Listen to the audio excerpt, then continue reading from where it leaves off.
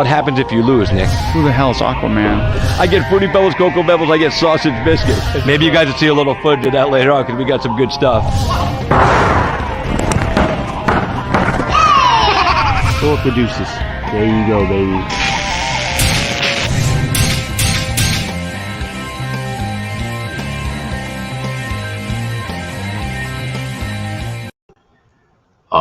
Good afternoon, good evening, good day, and howdy. Welcome to KHR Christopher James. I'm Christopher James here with you tonight, live Tuesday night, inside the KHR Christopher James studios, located in beautiful Tampa, Florida. We got BKFC coming up this weekend. I will be at the weigh-ins tomorrow, and fight night on Thursday night. It's BKFC Fight Night Tampa, and it is on a Thursday night rather than Friday or Saturday night like they normally would do. Also, Alex Spartan Nicholson is going to be main eventing Gamebred Fighting Championship December 17th. He was supposed to take on Rashad Coulter.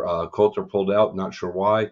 But that's all right because Tony Kryptonite Lopez has stepped in, and that's going to be awesome.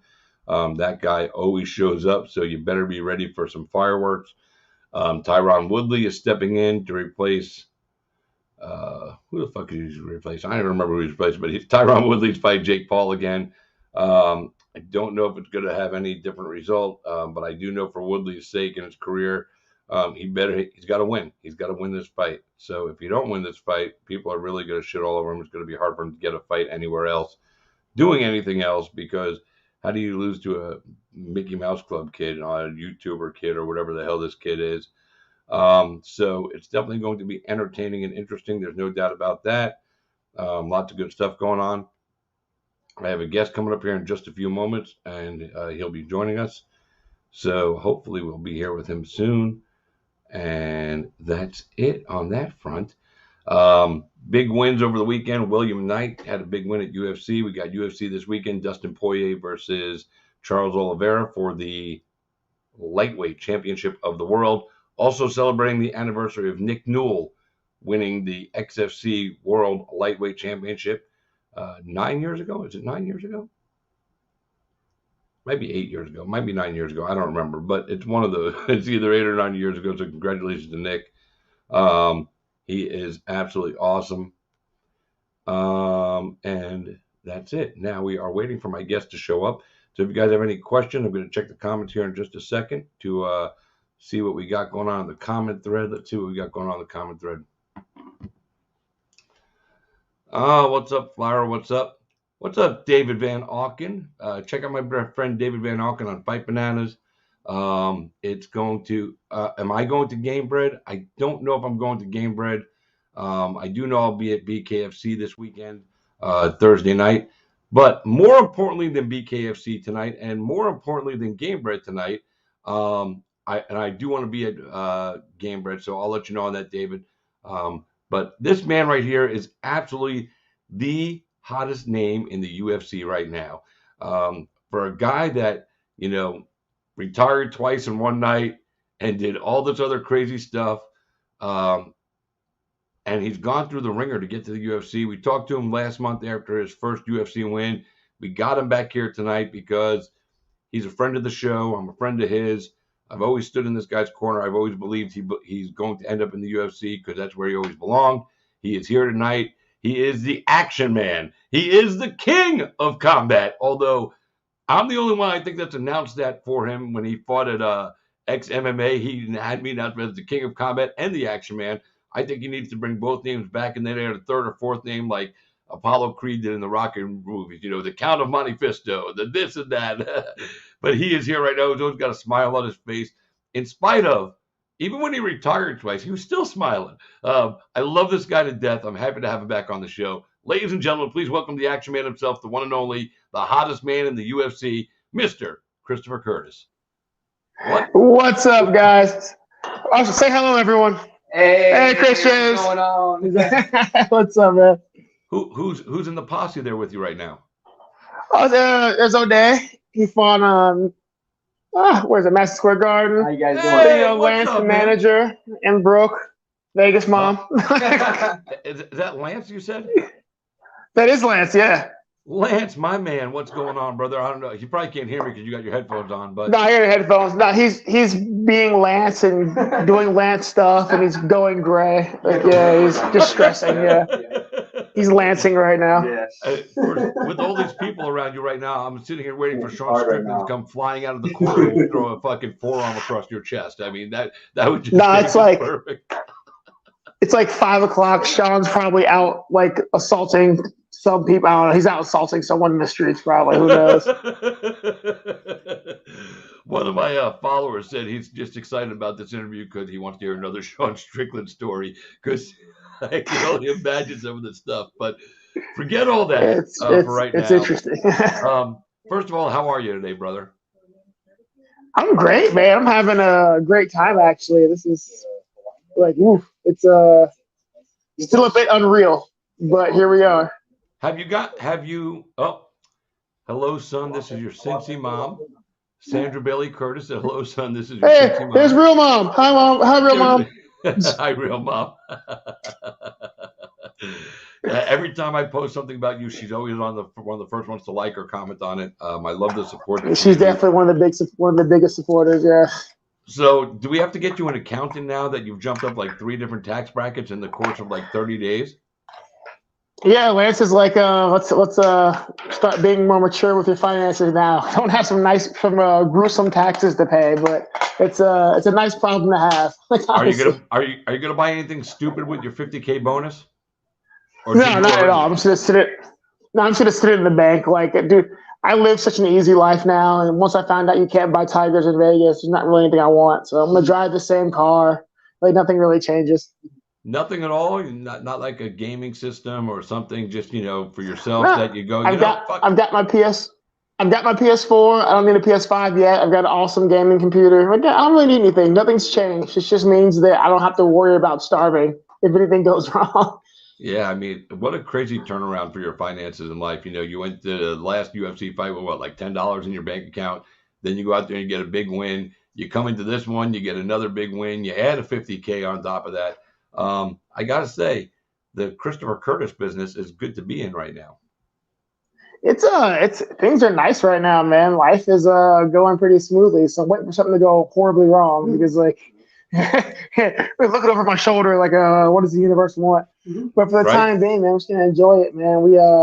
We busted ass this year. Lance and I were laughing. Like, we fought in Sinaloa, Mexico this year. Lance and I went down there to Sinaloa. We drove to Tijuana, flew to Sinaloa, which is like El Chapo land, the seediest part of Mexico. And we fought down there for $2,000 this year. So, like, what a turnaround for the year, right? Was that for Icon? Yeah, that was for Icon, yeah.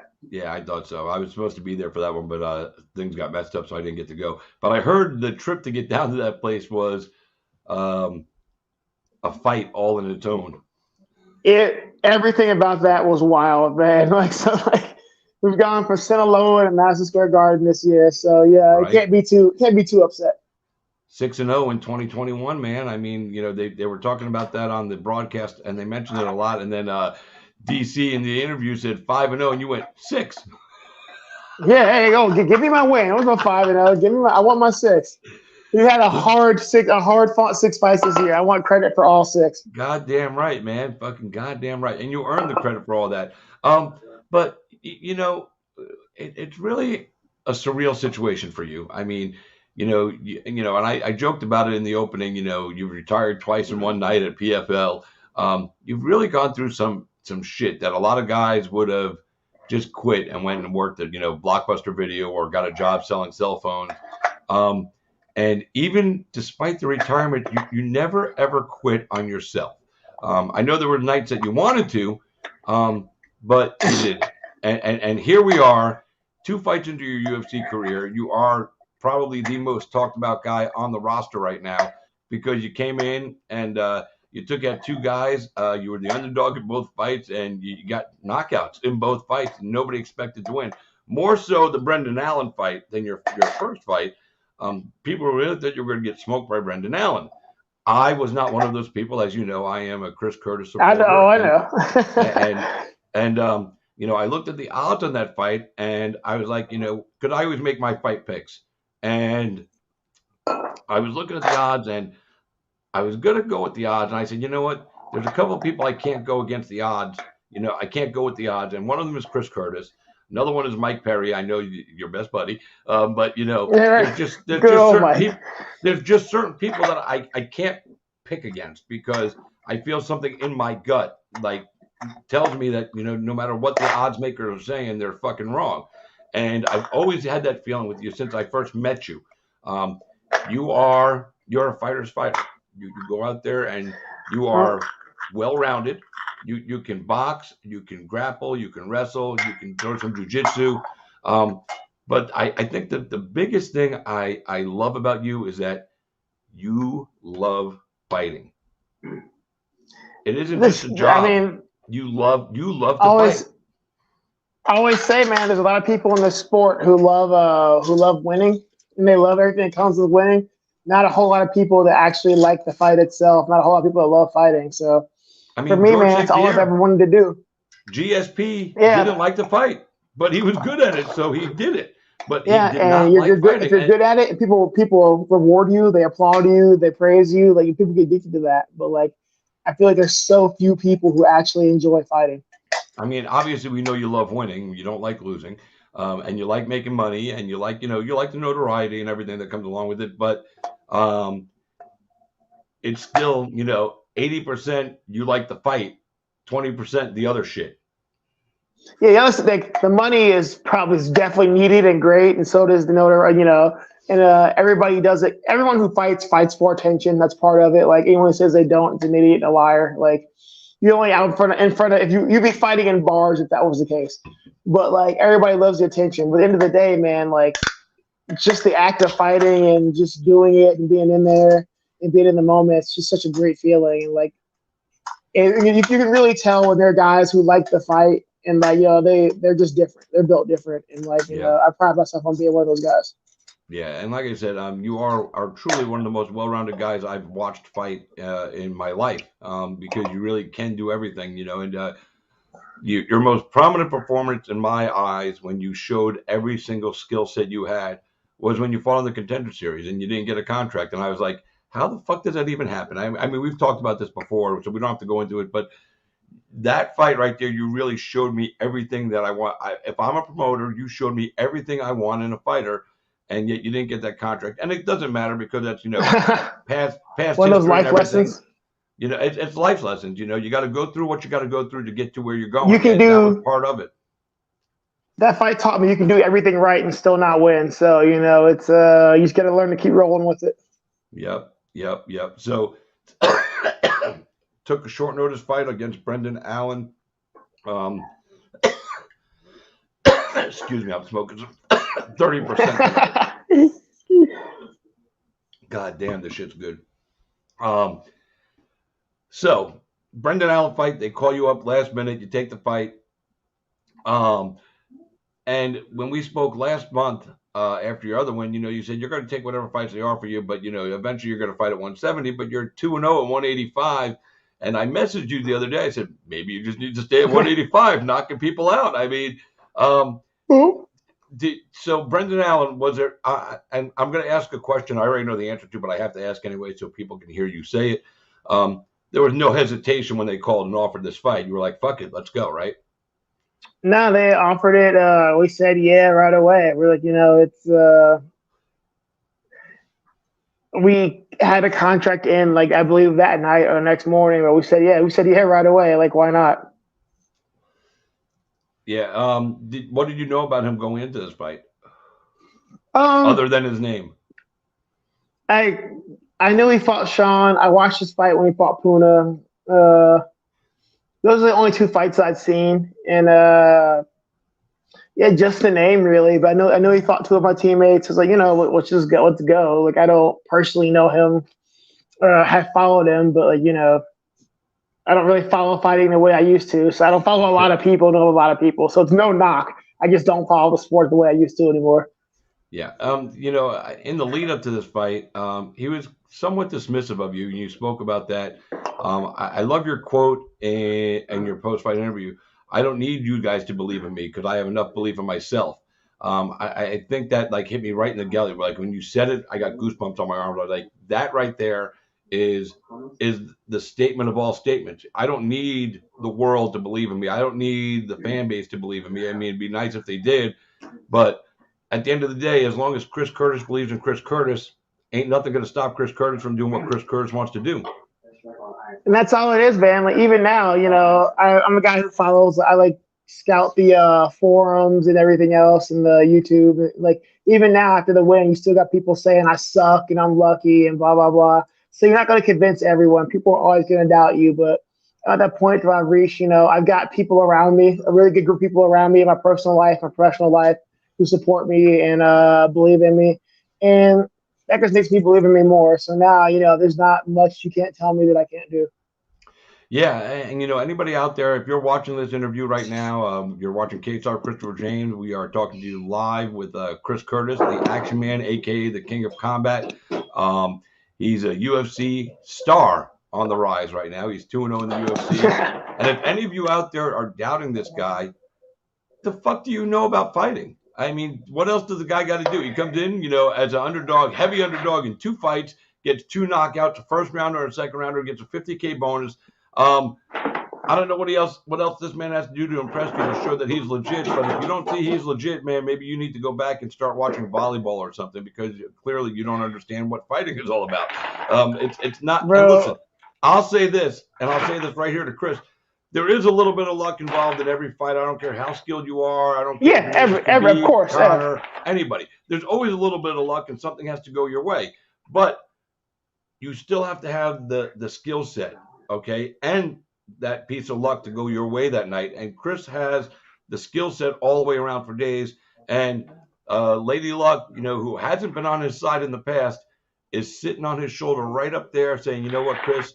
You went through hell. I got you, bro. I got you. Hey, Lady Luck, be kind, man. You can throw the same punch 10 times, and knock the guy out half of those times. It's just it's a little bit of luck, all those small factors.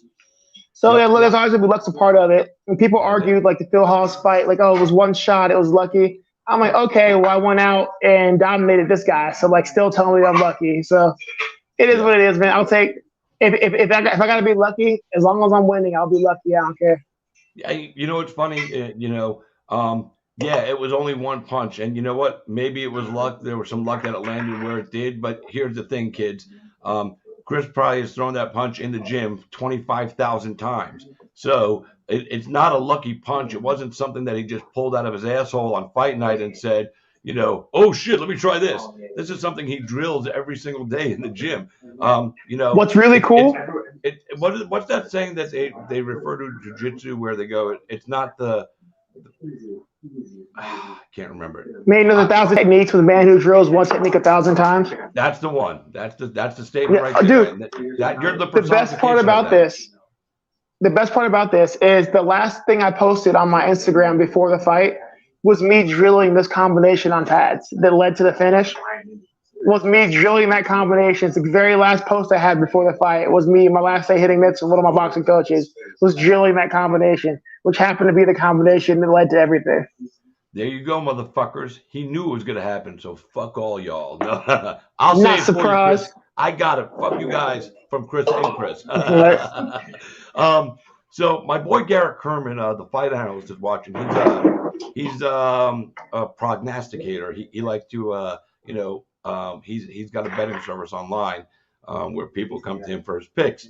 So, Garrett, if you're still watching, because I saw you had a question, I'm going to ask your question in a minute. But what I want to know is, Garrett, did you go with the odds and pick against Chris for your clients, or was Chris Curtis one of your underdog picks? Because I know you always have one.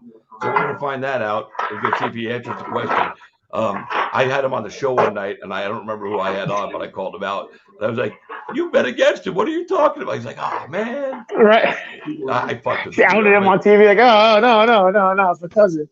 So he did have a question I wanted me to ask you. Do you think your power is better at 185 than it is at 170 since you don't have to go through that weight cut?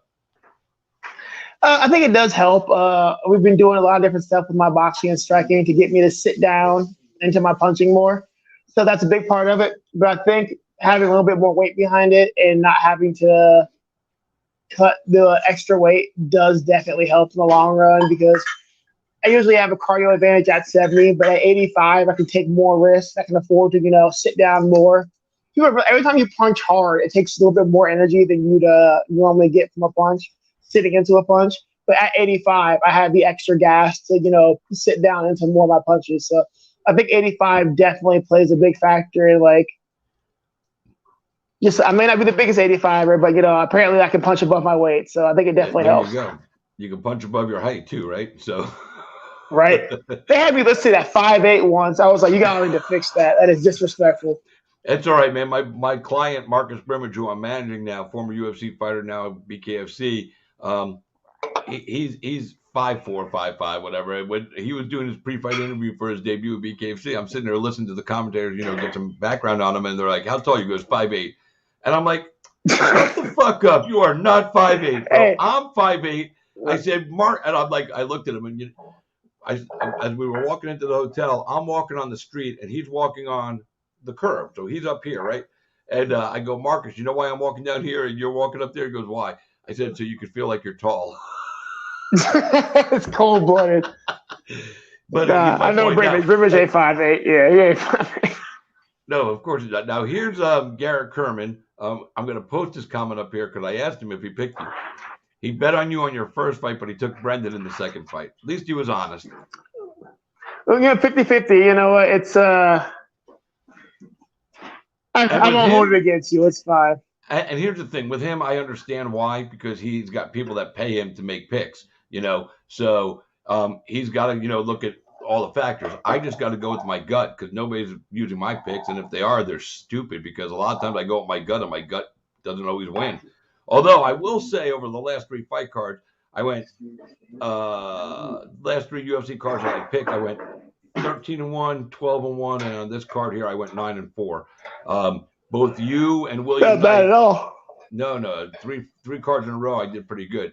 Normally it's like fucking, I'm going like 500, or fucking 1 under 500. I'm just fucking because I've always picked with my gut, and now I started to do a little more looking at the odds and being realistic, instead of just picking my gut, because when I oh wait. He said he ain't betting against you anymore though. It's bet on you or pass on the fucking bout. I'll take it. Apparently I've seen that a lot where they're just like people are like, I'm passing on Curtis every time from now on. So you know what? I'll take being a wild card. It's fine.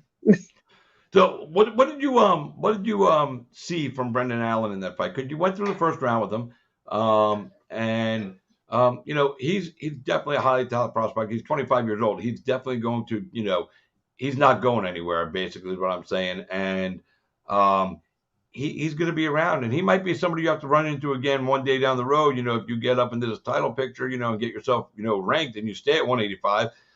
He's probably somebody you'd see in the future. I wouldn't doubt, that happening again, depending on, longevity of each of your careers. What did you see from Brendan Allen that did impress you? I mean, he's good everywhere. Like he's very good everywhere. He's very confident. For someone to be 25, he's got good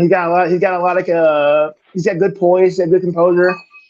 I mean, he's young. Like his biggest weakness in that fight was that he's young. I am 34. He's 25. I'm 34. Like I'm 34 with 36 fights. Like I'm definitely a crafty old dog in this. But I mean, he's good, man. He does everything well. He's only getting better. It's hard not to be. It's crazy because people were like shitting on him, like, oh, he's a bum. I'm like, no, he's good. He's good. He's been good. He's going to be better. He's getting better.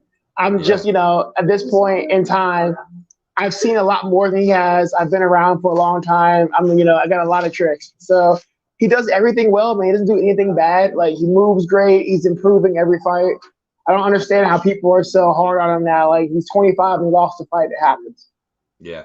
And it's like I said a few minutes ago, he's kind of dismissive of you. And I attribute that to being young and cocky and full of bravado. And I get it, and fighters are going to be like that. You have to be. You have to be. But I believe you said that he said something, or maybe I heard that he did say it, that Sean Strickland, or that he was like, the most hated guy at Extreme Couture or something. And Yeah. I'm thinking they should put your picture on the wall at Sanford MMA because, you might be the most hated So guy in Sanford MMA right now. You're taking out all their future yeah, man. stars. Yeah, he says he was hated guy in Extreme. And I was like, we don't really care about you. Then somebody made a picture where it's like me as like a giant, like a challenging Sanford MMA, which makes me laugh. I'm just like, it's funny because I wanted to go cross train at Sanford. I really want to, and I got Now the you film can't. fight. So after this fight, maybe I'll go down there. And then I got Brandon. I'm like, God damn it! Like, I don't what know am if I you can go do? down there But right I now. mean, You got two of them. Maybe you got to go fight somebody else from another gym, and no, it's and then go. like Henry Hoop is just like one of the nicest, coolest people you ever meet. And me and Brendan Allen have talked since the fight. It's totally fine. He's like, "Oh, come down whenever." Like, yeah, he's a Yeah. good kid, man. He's just young. He's young. People are like, "Oh, he's dismissive." I'm like, you've got to be that way when you're still young and figuring it out. Like, I'm not mad at him about it. Like, people do what they have to do to get themselves in the right headspace. I'm not super offended about it.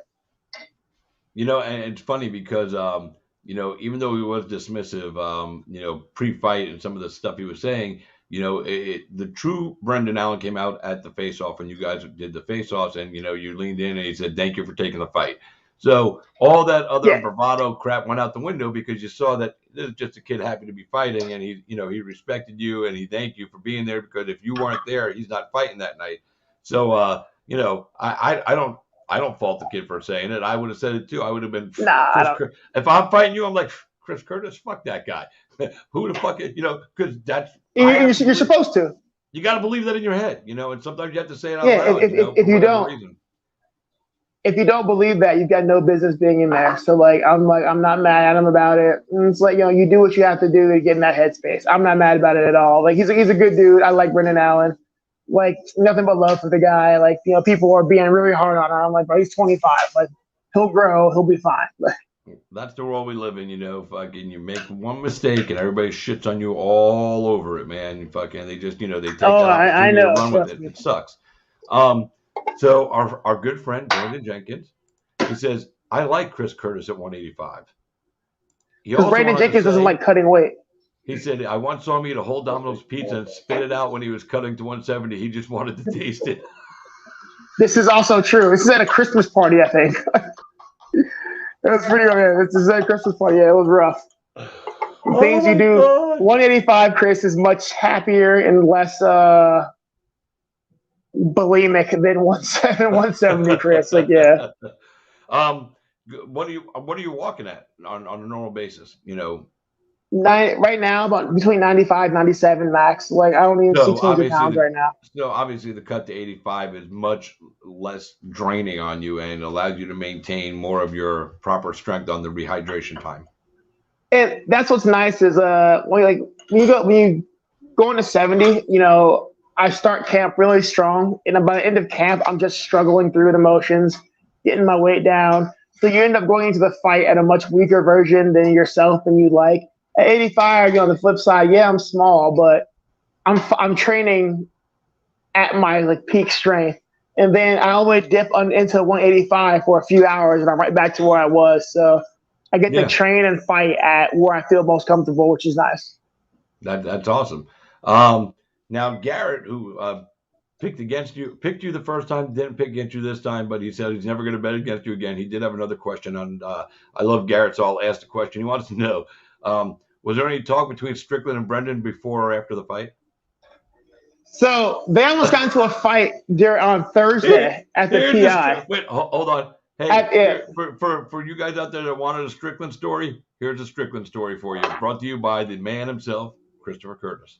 Apparently, they almost got into an altercation at the PI on Thursday, I believe, before they cutting weight, and like they just, man, like those two are like oil and water, man. 9 out of 10 times, they just like, yeah. So it becomes like a thing to where they're like separating them and making sure nobody starts fighting each other. That was on Thursday, but That's awesome. Strickland actually apologized, talked to Brandon. He talked to him before the fight, and it was like, I mean, Brandon Allen's like, you talk about orphaning my kids and all this. And Strickland's like, look, man, I wasn't trying to insult your kids. I'm just different than you. Like, this is just how I am. Like, in his Strickland way, he tried to make peace, even though it was mildly insulting.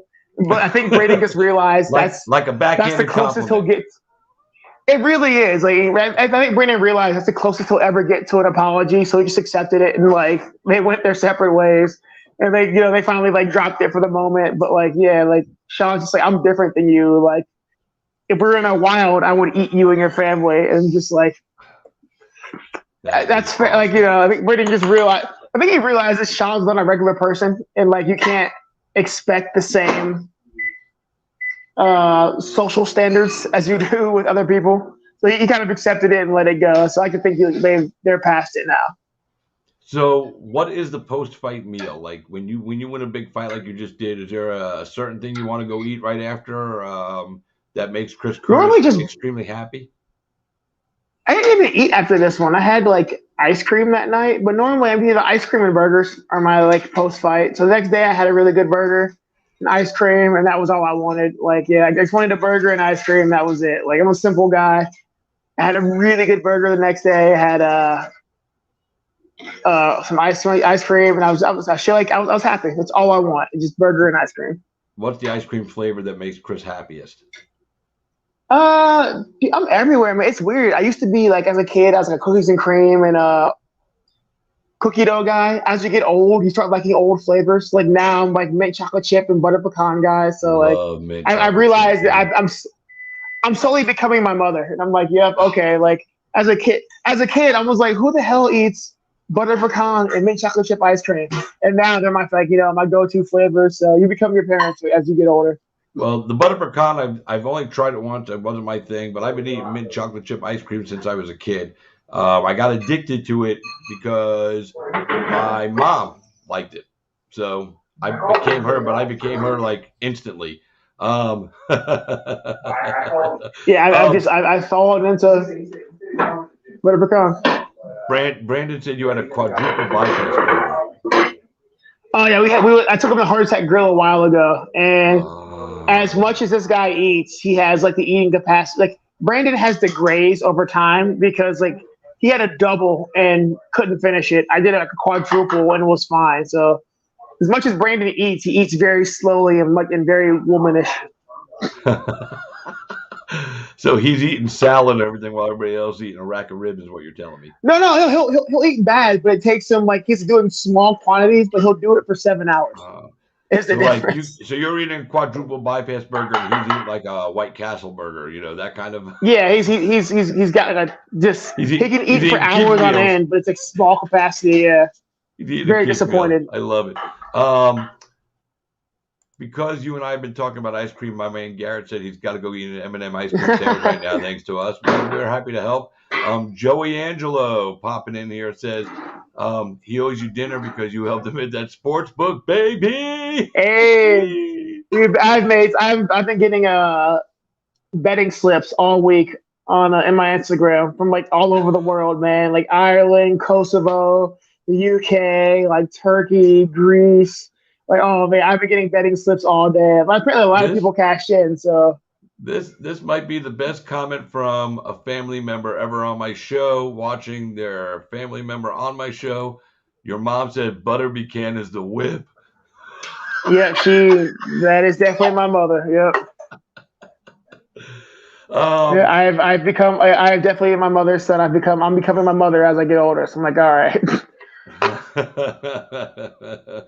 So, obviously, UFC 269 is this weekend. I know you volunteered your services right there post-fight. You said, hey, I'm ready. I'm not hurt. I'm ready. I got no injuries, blah, blah, blah, blah. Reality, I know if they call and it makes sense, we'll see you this weekend. But the reality is we're probably not going to see you again this weekend, although it would be fucking awesome if we did. Yeah, I tried. Hey, listen, there's still time. But here's the thing. I was told I would know today, so like, yeah, I'm assuming it's a no. Well, it's only 5:30 there, dude. Shit happens, All right. Your first booking came at kind of a notice too, even though the fight didn't happen because he wanted to give you time to learn. The weirdest thing I've ever heard. Like, Yeah, I know. I couldn't believe. I'd be like, fuck it. I don't want to give this guy any more time to figure me out. Although I will say he had to be surprising to you and he surprised me because he came out with a boxing heavy approach, and I've never seen that from him, which was hey, really shocking. he came out as like a K1 kickboxer. Wasn't expecting that one. I was like, oh, this is not what we expected. Everything went wrong. That's why he told you he wanted to learn, because he was going to bring out some new shit. So he didn't really want you to learn. He just wanted to fucking keep practicing this new shit before he had to break it out. That's what it was. So now Good for we him. know. Good for him. He still took the L. There you go. Right. When do you really want to get back in? Obviously, and I know I'm you want to go tomorrow, but give me a realistic Well, date when you think you'll actually, get a call. I just found out that they're holding a show in Ohio in March. Yeah, I saw And Columbus. I was born. Yeah. I'm from Cincinnati, Ohio. So that's like, hey, that's my backyard, man. I haven't fought at home in 10 years. So Well, that would be maybe really nice. So I would love to fight in March. Yeah, I think it Well, gives me time to focus on getting bigger, getting a little strength on for 85, and then fight at home. That'd be great. dude, you're not at a point in your UFC career where you can demand or even make, a strong suggested request. Although you are connected with such a good management company, I'm sure they have some juice and they might be able to pull this off for you. I hope that you can get this fight in Ohio, because I saw that card and I was thinking to myself, I bet you Chris wants to fight on that card. Because why would you not want to fight in your backyard? Nah, Your I think Cincy I think family they'd be can cool with it, come. man. I took 2 short notice fights, like it's whatever. I think they'd be cool with it. Like McMahon's really cool. Like McMahon's a Yeah, really cool guy, so I could think he'd be cool with it. Like it'd be fun. It's but you didn't just even take two short get notice to add fights. to the fun story. You took two short notice fights, and you went out there and you won convincingly in exciting fashion. And the one thing, if I've learned anything about, and no disrespect to Mick or Sean or anybody else, who's matchmaking, the one thing I've learned is if Dana White likes you and you're out there impressing him and fighting in a style that he likes, you can sometimes make some requests and they'll get honored. So Well, based on what we saw, hopefully they listen. It'd be really nice. yeah, like I said, I hope they give it to you, because that's that'd be good. And again, to give you a January and February to kind of get your ducks in a row, bulk up a little bit for 185, like you said. Although maybe you don't need to bulk up and put on extra muscle, because you're already contending there right now with big guys. And that added Yeah, muscle but the could Phil slow you Hobbs down a fight made little. me realize I could be a little bit. I need to get a little bit stronger. I don't need to get too big, but I need to get a little bit stronger. Because the Phil Hobbs fight, I was like, ooh, it's a big dude. I know. What did you say? That this is the first time you weren't the scariest black man in the cage? Yeah, first time in my life I wasn't the scary black guy. I was like, ooh, that's what that feels like. All right, it's unfortunate. I owe some apologies. That's so funny, man. I'm that when you said that, then I really thought I was gonna pee myself. Well, listen. So happy for you for the continued success, man. If anybody out there, and when I say this, you're not the only one, but if anybody out there deserves the opportunity to show that they did belong, it was you. And you're not squandering this opportunity. You're making the most of it. You're saying, all right, it took me this long to get here. I don't have time. I'm 34. I'm sure, maybe even subconsciously, at 34 with your fight record and the length of time it took you to get here, you can't afford to make a mistake. So you have to make sure that you're doing the right thing. Brendan Allen's 25. They're high on him. He can afford to make a few mistakes. He'll bounce back, yeah. Right, but he can afford to make a few mistakes. I mean, Edmund Shabazian, what's he, 3 losses in a row right now? I was never high on that kid.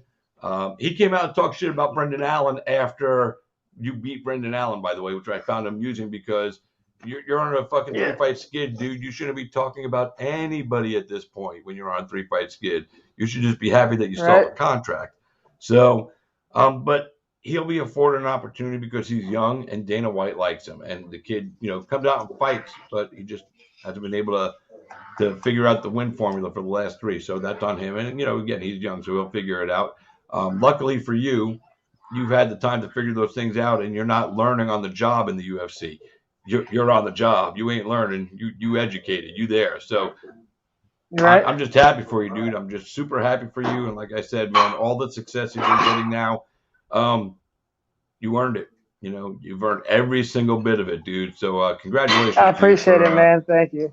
and I'm glad you didn't stay retired either time. Me too. Me too, Oh man. man, what a different world you would, Thank you. dude. What would you have done if you had stayed retired? I'm going to ask you that. That's going to be our final question for the show. No What would idea you? yet. Absolutely no idea. No. I'm not talking about now. I'm talking about then when you retired. What were you thinking of doing with your life? You know, outside of fighting. No idea. No idea. Even then, No clue. No, I was like, I'm just done. But no clue what I was gonna do. Not an idea. Is that why you stuck around? Yeah, it's all I know, man. This is all I know. This is all I do. This is all I know. So coaching. Is there going to be a Christopher I don't want Curtis to school coach. of? No, you don't want to coach. No, I don't want to coach. No, not at all. No, that's my nightmare. What about managing fighters? I mean, you live with your manager. Yeah. When I'm done, I want to be out. Like I don't want.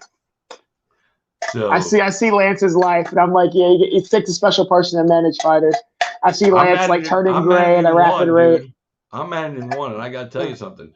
I've always respected guys like Lance and Jason House and, Malky and Abe Cowell from First Round and Brian Butler and some other managers I know.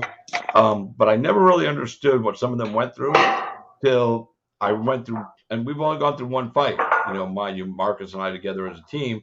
And I got to say, man, these guys are doing it on levels, with, 10, 20 fighters under their umbrella, each, I'm sure Lance has X amount that he deals with, and this guy, and I'm just going, not worth it to me. I'm doing one, and it's cool, but my God, there's so many details and little things, and it's like I'm getting a phone call, hey, I need help with this, oh fuck, and some of it I don't know how to do, so it's learning on the fly. That's a hard no for me. Yeah. What about commentary? Can you see yourself, sitting on a commentary? Yeah, probably at some point. Yeah, that I'll be okay with. I've done some here and there, so that's probably the extent that I'll be involved. Maybe I'll see if I can get my boss at Island Fights, Dean Toole, because we do some fights on Fight TV. Maybe I'll see if Dean can. Well, you know Dean because he did Icon with him. Yeah, so, no, Dean, that'd be fun. Yeah, I wasn't Dean up there. That would be fun, actually. Dean, let's bring Chris Curtis down and have him fucking do some commentary fucking with us. It'd be fun. We get to hang out. You don't have to fight anybody. Yeah, it would be. Hit me up, man. I'm down. Hit me up. Let me know. Hey, bring Strickland with you too, dude, because then we'll have more entertainment than we even ever fucking intended. Right? Yeah, Jesus. I'm never going to forget watching him at XMMA with you earlier this year and just watching how he was, dude. What a character. What a character. Fucking. But he's just, Sean will forever be Sean. That's all I can say. It's good to have a guy like that as a friend and a teammate. Yeah, it keeps things in perspective for you, definitely. No doubt about it. Well, listen, brother, anybody want to shout out before you go? Managers, coaches, team, sponsors? Everybody who knows, man. All my coaches in Extreme Couture, all my teammates, management at Iridium, Lance, Jason House, all these guys. Everybody who knows, man. We've said it 1,000 times before. You guys know I love you and the support. Thanks for everybody else. Thanks for the belief in all that who didn't believe. Well, fuck you. Yeah, that's it. Oh, I do got to ask you one more question. I forgot. What's up? UFC 269 this weekend. Dustin and Oliveira and Amanda. What do we got going on here? What do you got? You got picks for these fights? Amanda always. We're gonna make it Amanda.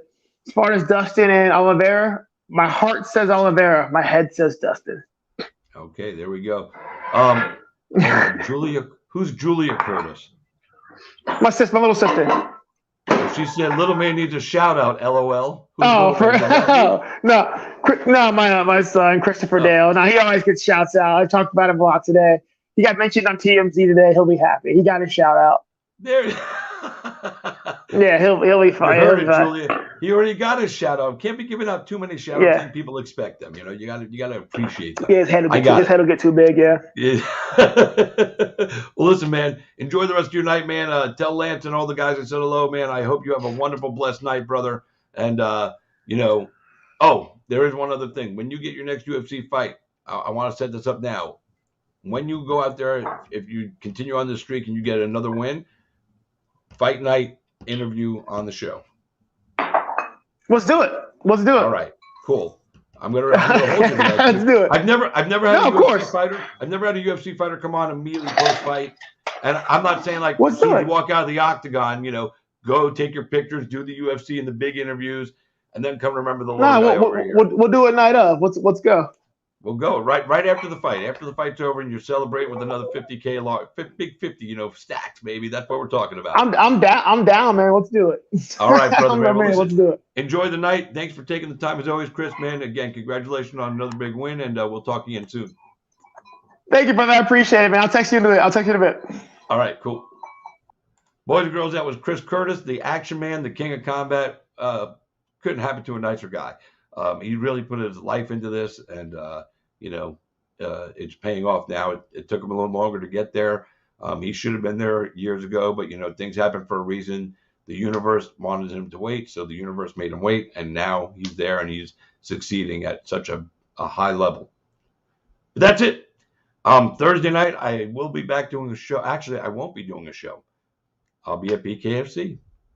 Maybe I'll do a show in the afternoon, so before the fight. So anyway, thanks for tuning in tonight, guys. Hope you enjoyed the show. Garrett, Forrest, Brandon, thanks for commenting and being part of it, man. Mama Curtis, butter pecan is the whip. I'm going to go try some right now. So you guys have a great night. Remember, thank you for being a part of my life today and allowing me to be a part of yours for just a little bit. I appreciate it more than I can ever put into words. And that's it. Until next time, boys and girls, I am Christopher James, and you, my friends, you've been Cage Side. Good night, everybody.